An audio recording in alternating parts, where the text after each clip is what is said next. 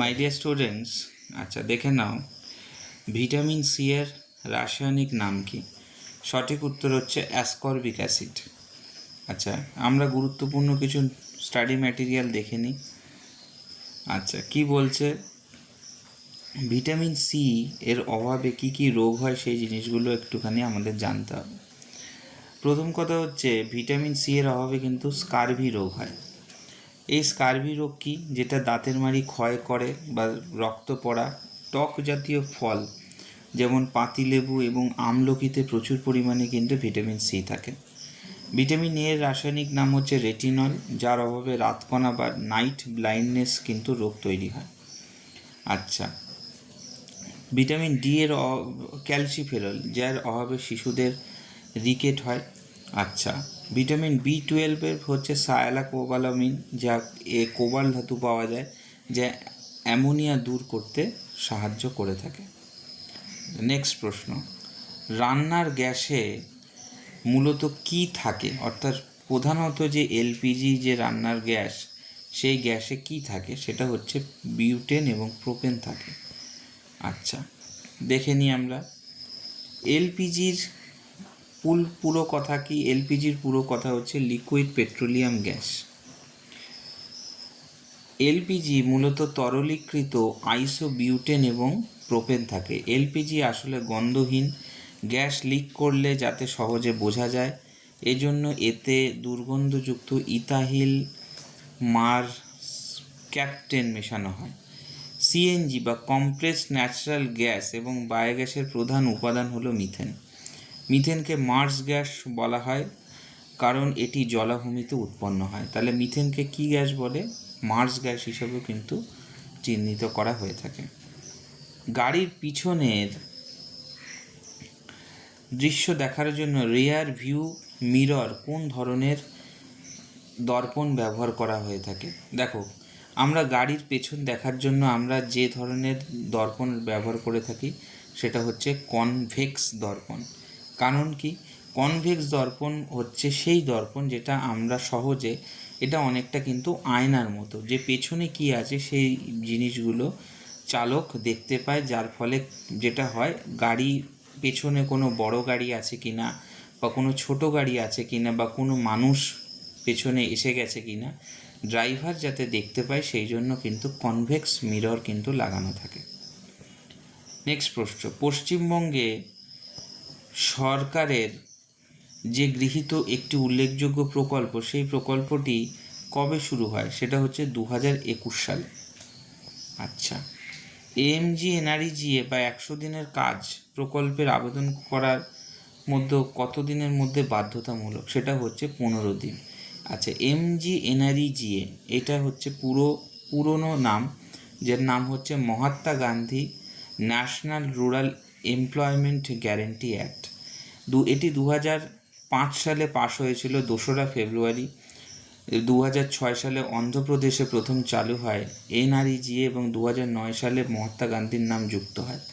আবেদন করার 15 দিনের মধ্যে কাজ না দিতে পারলে সরকার আবেদনকারীকে বেকারত্ব ভাতা বা আনএমপ্লয়মেন্ট অ্যালাওয়েন্স দিতে হয়। এই প্রকল্পের অধীন গ্রামীণ এলাকায় প্রতিটি পরিবারের অন্তত একজন প্রাপ্তবয়স্ক সদস্য বছরে 100 দিনের অদক্ষ কায়িক শ্রমের অধিকার কিন্তু পেয়ে থাকে। আচ্ছা, পরের প্রশ্ন। আচ্ছা, নেক্সট প্রশ্ন আমরা দেখে নিই, সেই প্রশ্নগুলো উল্লেখযোগ্য, সেই প্রশ্নগুলো আমরা পরে আলোচনা করছি। দেখো কি বলছে, সিন্ধু সভ্যতা কোন একটি কৃত্রিম পোতাশ্রয় বা ডকইয়ার্ড পাওয়া গেছে? সঠিক উত্তর হচ্ছে লোথাল। কেন? লোথাল কেন্দ্রটি গড়ে উঠেছিল গুজরাটের ভাগোবা নদীর তীরে, যেটি 1954 সালে আর.এস. রাও আবিষ্কার করে। তাহলে লোথাল কেন্দ্রটি কে আবিষ্কার করে যদি প্রশ্ন আসে, তাহলে হচ্ছে আর.এস. রাও আবিষ্কার করে। সিন্ধি ভাষায় মহেঞ্জোদারো কথাটির অর্থ হলো মৃতের স্তূপ বা মাউন্ট অব দ্য ডেড। এখানে গ্রেট বার্ড বা বৃহৎ স্নানাগার পাওয়া গেছে। রাজস্থানে অবস্থিত একটি কেন্দ্রের নাম হচ্ছে কালোচুরি। এখানে প্রথম কাঠের লাঙল দিয়ে চাষের প্রমাণ এবং যজ্ঞ দেবী পাওয়া যায়। আচ্ছা, তারপরে কি বলছে, 1921 সালে দয়ারাম সাহানি রাভি বা ইরাবতী নদীতে প্রথম কেন্দ্রটি আবিষ্কার করে, যার ফলে এই সভ্যতাকে হরপ্পা সভ্যতা হিসাবে চিহ্নিত করা হয়ে থাকে। ভারতের প্রথম প্রাচীন পর্বতশ্রেণী কোনটি? ভারতের প্রথম প্রাচীন পর্বতশ্রেণী হচ্ছে আরাবল্লী পর্বতশ্রেণী। কেন দেখে নিই। আচ্ছা, এছাড়া আরাবল্লীর কিছু বিশেষ প্রশ্ন। সর্বোচ্চ শৃঙ্গ আরাবল্লী একটি ক্ষয়জাত অবশিষ্টাংশ বা রেসিডুয়াল মাউন্টেন। এর সর্বোচ্চ শৃঙ্গের নাম হচ্ছে গুরু শিখর, যা 1722 মিটার কিন্তু উঁচু, যা রাজস্থানের মাউন্ট আবুর কাছে অবস্থিত। হিমালয় হল বিশ্বের সর্বকনিষ্ঠ ভঙ্গিল পর্বত। এর উৎপত্তি হয়েছে প্রাচীন টেথিস সাগরে এবং যা পলি রাশিতে ভাঁজ পড়ে থাকে। পশ্চিমঘাট পর্বত একে সাহাদ্রি নামে পরিচিত। এটি একটি স্তূপ পর্বত। এর সর্বোচ্চ শৃঙ্গ হচ্ছে আন্নাই মুদি, যা দক্ষিণ ভারতের সর্বোচ্চ শৃঙ্গ নামে পরিচিত। সাতপুরা পর্বত একটি ব্লক মাউন্টেন বা স্তূপ পর্বত নামে পরিচিত। এর সর্বোচ্চ শৃঙ্গ হচ্ছে ধূপগড়। পশ্চিমবঙ্গের কোন জেলাকে রাঢ় অঞ্চলের প্রবেশদ্বার বলা হয়ে থাকে? রাঢ় অঞ্চল। প্রথমে বুঝতে হবে যে রাঢ় অঞ্চল কোনটি। সাধারণভাবে আমরা যে পশ্চিম বর্ধমান জেলা, সেটাকে কিন্তু রাঢ় অঞ্চল হিসেবে চিহ্নিত করে থাকি। তো এই জেলার যে গঠন সেই সম্পর্কে একটু দেখে নেব। 2017 সালে 7ই এপ্রিল বর্ধমান জেলা ভেঙে কিন্তু পশ্চিম বর্ধমান 23তম জেলা এবং পূর্ব বর্ধমান জেলা গঠিত হয়। বাঁকুড়া জেলাকে হস্তশিল্পের জন্য জেলা বলা হয়। এখানকার বিষ্ণুপুরের পোড়ামাটি এবং টেরাকোটার কাঠ এবং পাঁচমুড়ার ঘোড়া কিন্তু বিশ্ববিখ্যাত। পুরুলিয়াকে পশ্চিমবঙ্গের শৈল শহর বা মালভূমি অঞ্চল বলা হয়। এখানকার পাহাড়ের গোর্গাবুরু রাল মালভূমি অঞ্চলের সর্বোচ্চ শৃঙ্গ বিখ্যাত ছৌ নাচ এখানেই কিন্তু উৎপত্তি হয়েছে। আচ্ছা, বীরভূম জেলাকে লাল মাটি বা রাঙামাটির দেশ বলা হয়, কারণ আমরা জানি বীরভূম জেলায় যে মৃত্তিকা আছে সেই মাটিটা কিন্তু লোহা এবং আয়রনের পরিমাণ বেশি, এবং যার ফলে মৃত্তিকার রঙটি কিন্তু লাল হয়ে থাকে। এর সদর দপ্তরের নাম হলো সিউড়ি এবং বোলপুর শান্তিনিকেতন এখানে এই জেলার একটি উল্লেখযোগ্য শহর।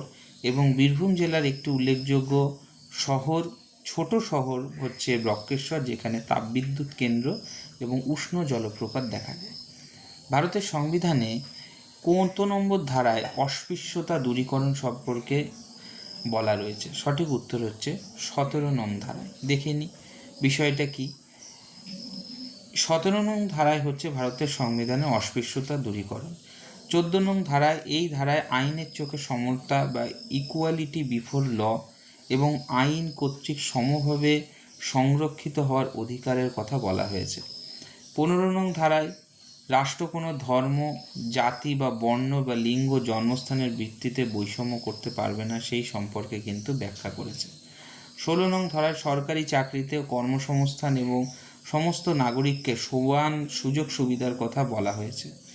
এবং 14 থেকে 18 নং ধারায় অন্তর্গত সাম্যের অধিকার বা রাইট টু ইকুয়ালিটির কথা বলা হয়েছে। কোষের আত্মঘাতী থলি বা সুইসাইডাল ব্যাগ কাকে বলে? প্রথম কথা হচ্ছে, কোষের আত্মঘাতী থলি বা সুইসাইডাল ব্যাগ বলা হয়ে থাকে মূলত মাইটোকন্ড্রিয়াকে। লাইসোজোমকে। তার কারণ হচ্ছে লাইসোজোম হচ্ছে সেই যে পোটেনশিয়াল এনার্জিটাকে ধরে রাখতে সক্ষম। মাইটোকন্ড্রিয়া হচ্ছে কোষের শক্তিকর বা পাওয়ার হাউস অফ সেল নামে পরিচিত, কারণ এখানে কোষের যাবতীয় শক্তি উৎপন্ন এবং এটিপি অণু জমা থাকে।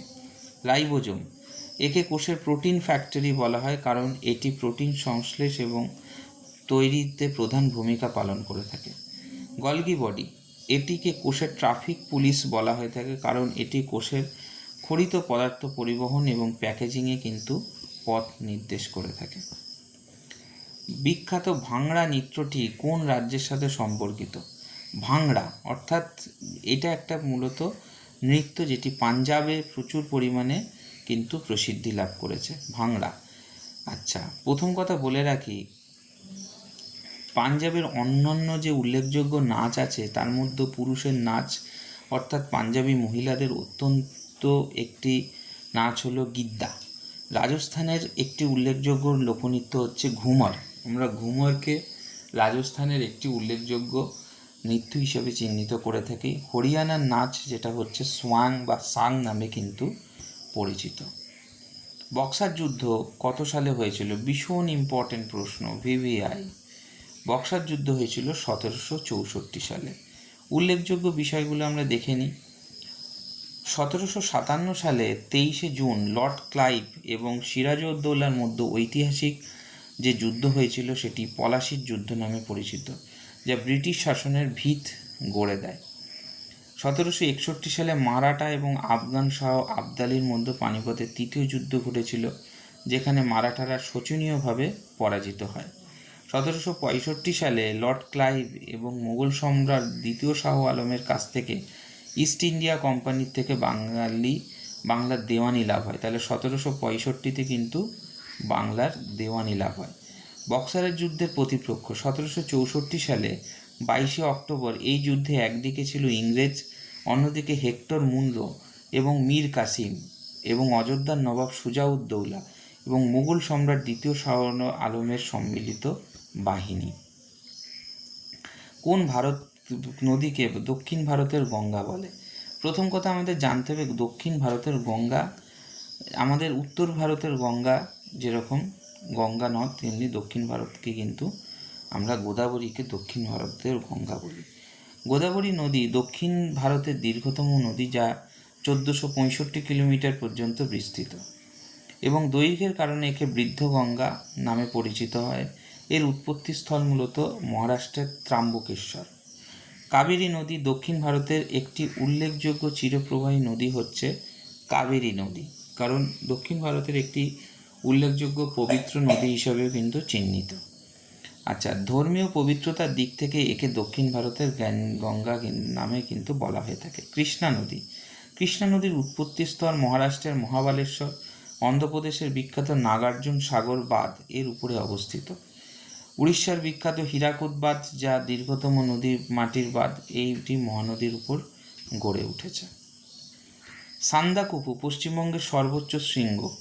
সান্দাকফু পশ্চিমবঙ্গের সর্বোচ্চ শৃঙ্গ কোথায় অবস্থিত? পশ্চিমবঙ্গের সর্বোচ্চ শৃঙ্গর নাম হচ্ছে সান্দাকফু, যে সান্দাকফু পশ্চিমবঙ্গের সিঙ্গালীলাতে অবস্থিত। আচ্ছা, সিঙ্গালীলা পর্বত। প্রথম কথা বলে রাখি যে সান্দাকফুর উচ্চতা হচ্ছে 3636 মিটার। কোনো কোনো বইতে তোমরা 3660 বা 3630ও পাবে। এই শৃঙ্গ থেকে পৃথিবীর তিনটি উল্লেখযোগ্য শৃঙ্গ এভারেস্ট, কাঞ্চনজঙ্ঘা এবং লোৎসে দেখা যায়। সীমানা নির্দেশক। সিঙ্গালীলা পর্বতশ্রেণীটি পশ্চিমবঙ্গের দার্জিলিং এবং নেপাল সীমান্তের মধ্য দিয়ে সীমানা নির্ভর করেছে। ফালুট এবং সবরগ্রাম। সান্দাকফু ছাড়া সিঙ্গালীলা পর্বতশ্রেণীর একটি বিখ্যাত শৃঙ্গ হচ্ছে ফালুট এবং সবরগ্রাম। দার্জিলিং হিমালয়। তিস্তা নদীর পশ্চিম দিকে সিঙ্গালীলা অবস্থিত। তিস্তা নদীর পূর্ব দিকে সর্বোচ্চ শৃঙ্গ হল কালিম্পং জেলার ঋষিলা। ড্রাফটিং কমিটির চেয়ারম্যান কে ছিলেন? ভারতের খসড়া কমিটির চেয়ারম্যান ছিলেন ডক্টর বি.আর. আম্বেদকর, কারণ ড্রাফটিং কমিটির যে চেয়ারম্যান ডক্টর বি.আর. আম্বেদকরকে বলা হয়ে থাকে।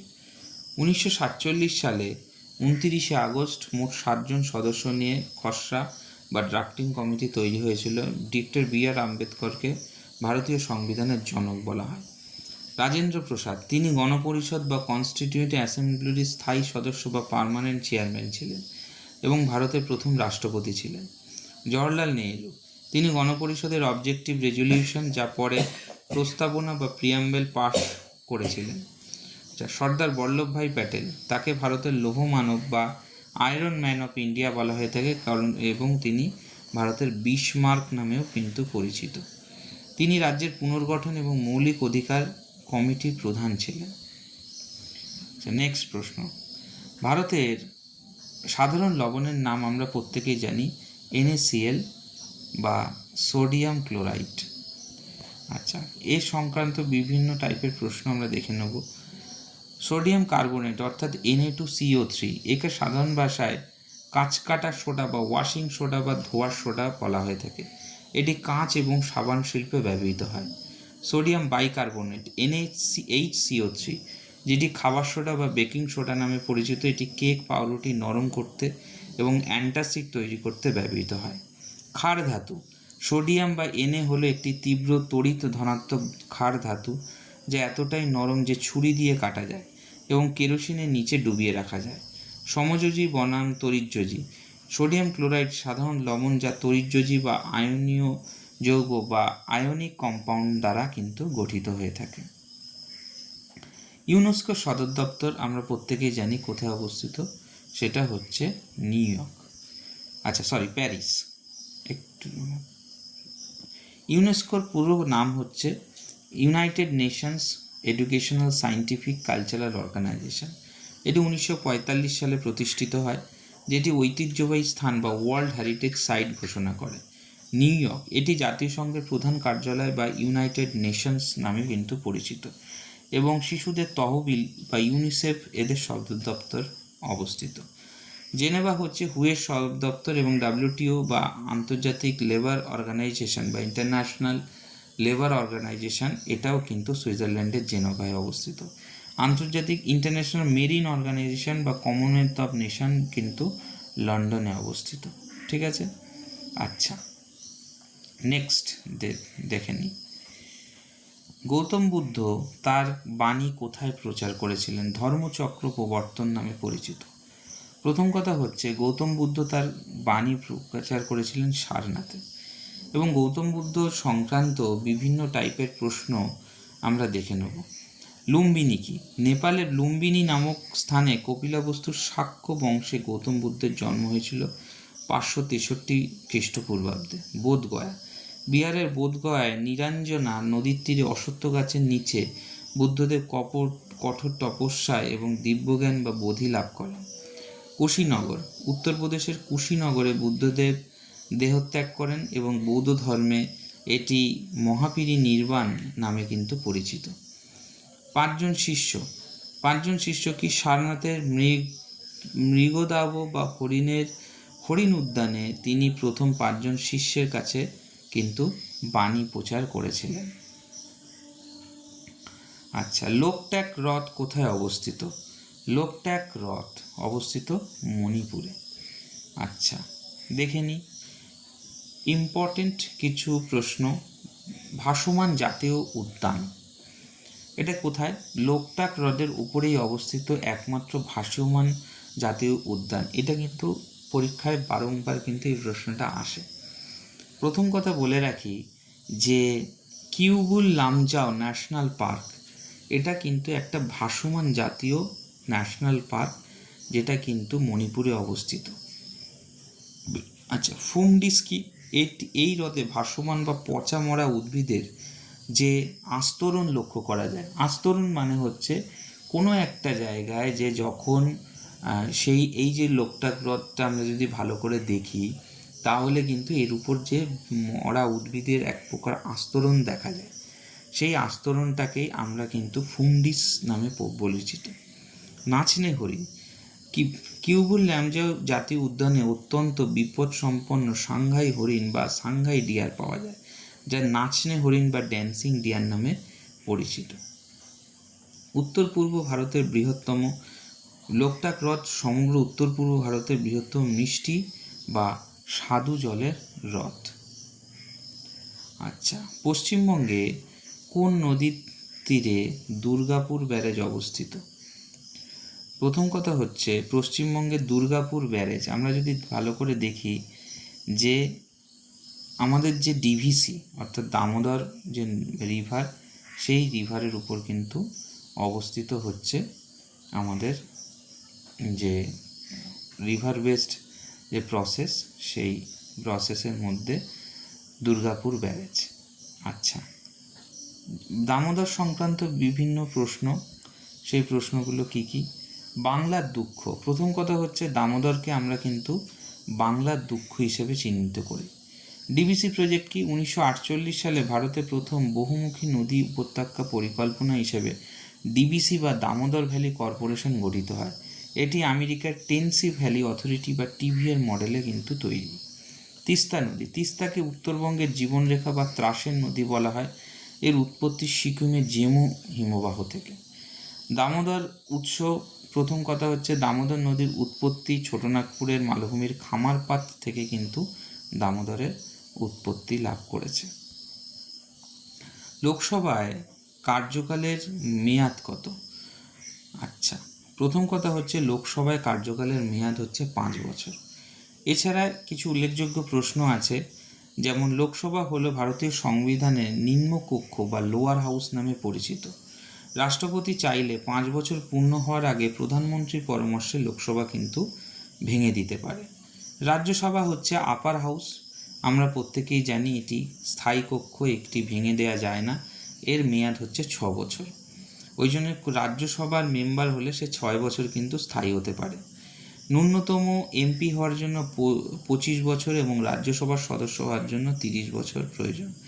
ন্যাশনাল এমার্জেন্সি যদি থাকে তাহলে এর মেয়াদ কিন্তু 1 বছর বাড়ানো হয়। মানবদেহের সবথেকে দীর্ঘতম অস্থি, যেটাকে আমরা হিউমেরাস নামে পরিচিত, ফিমার মানে থাই বোন।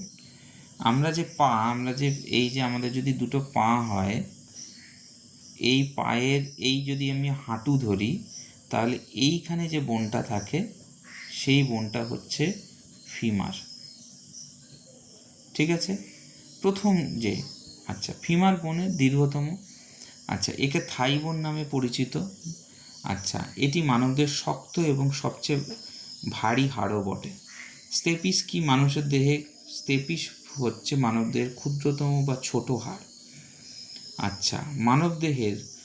মানবদেহের মোট হাড়ের সংখ্যা হচ্ছে 206টি এবং এটি সদ্যোজাত শিশুর প্রায় 300টি হাড় থাকে, পরে আস্তে আস্তে এটা কমতে থাকে, কারণ সদ্যোজাত শিশুতে হাড় আস্তে আস্তে জোড়া লেগে সেই সংখ্যাটা কমে যায়। হাড়ের প্রধান উপাদান হচ্ছে ক্যালসিয়াম এবং ফসফরাস, প্রথমত ক্যালসিয়াম ফসফেট, যা হাড়কে কঠিন রূপ দেয়। বিশ্ব পরিবেশ দিবস বা 5ই জুন আমরা কিন্তু পালন করে থাকি, এটা সকলে জানে, এ বিষয়ে তেমন আলোচনা করলাম না। ছোট ছোট প্রশ্ন। 22শে এপ্রিল কি? 22শে এপ্রিল হচ্ছে বসুন্ধরা দিবস বা আর্থ ডে আমরা জানি। 11ই জুলাইকে আমরা ওয়ার্ল্ড পপুলেশন ডে বলি। এগুলো প্রত্যেকে কিন্তু খাতায় নোট করে নেবে। আর 16ই সেপ্টেম্বর হচ্ছে ওজোন স্তর সংরক্ষণ দিবস বা ওজোন লেয়ার ডে বা ওজোন ডে নামে পরিচিত। রাজতরঙ্গিনী ইতিহাসে কোথাকার কথা পাওয়া যায়? কাশ্মীর। কলহনের রাজতরঙ্গিনী, এ সংক্রান্ত আরও ছোট ছোট প্রশ্ন আমরা দেখে নেব। প্রথম ঐতিহাসিক গ্রন্থ, দ্বাদশ শতকে কলহনের রচিত রাজতরঙ্গিনীকে প্রথম ঐতিহাসিক গ্রন্থ হিসেবে গণ্য করা হয়। বাংলার ইতিহাস, বাংলার পাল এবং সেন বংশের জানার জন্য সন্ধ্যাকর নন্দীর রামচরিত এবং ধৈর পবনদূত অত্যন্ত গুরুত্বপূর্ণ। মগধের ইতিহাস, মগধ এবং মৌর্য শাসন জানার জন্য কৌটিল্যের অর্থশাস্ত্র এবং মেগাস্থেনিক্সের ইন্ডিকা বিশেষভাবে কিন্তু উল্লেখযোগ্য। পিতল বা ব্রাশ কোন ধাতু? প্রথম হচ্ছে পিতল হচ্ছে তামা এবং দস্তার সমন্বয়ে গঠিত। ব্রোঞ্জ কি? ব্রোঞ্জ হচ্ছে তামা এবং টিন। ইম্পর্টেন্ট প্রশ্ন। স্টেইনলেস স্টিল, লোহা, ক্রোমিয়াম এবং সামান্য কার্বন মরিচাহীন ইস্পাত বা স্টেইনলেস স্টিল তৈরি করা হয়। ডুরালুমিন কি? ডুরালুমিন অ্যালুমিনিয়াম, তামা, ম্যাগনেসিয়াম, ম্যাঙ্গানিজের এই সংকর ধাতু উড়োজাহাজ বা বিমান তৈরিতে কিন্তু ব্যবহার করা হয়ে থাকে। তারপর কি? German silver. জার্মান সিলভার মূলত তামা, দস্তা, নিকেলের মিশ্রণে তৈরি হয়, এতে কোনোরূপ কিন্তু পার্সেন্টেজ থাকে না। ঠিক আছে, তো এই হচ্ছে জিকে প্রশ্নের যে সেট।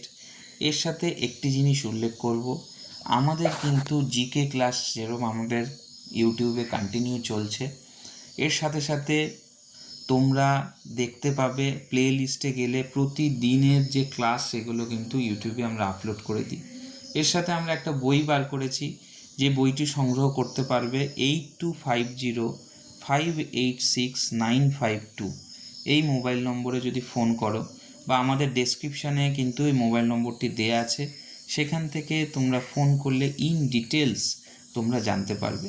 সেখানে 100+ প্র্যাকটিস সেট থেকে শুরু করে সমস্ত কিছু আমরা কিন্তু নিয়ে এসেছি। তো বইটি সংগ্রহ করার জন্য এই নম্বরে ফোন করে তোমরা কিন্তু ডিটেলসটা শুনতে পারবে।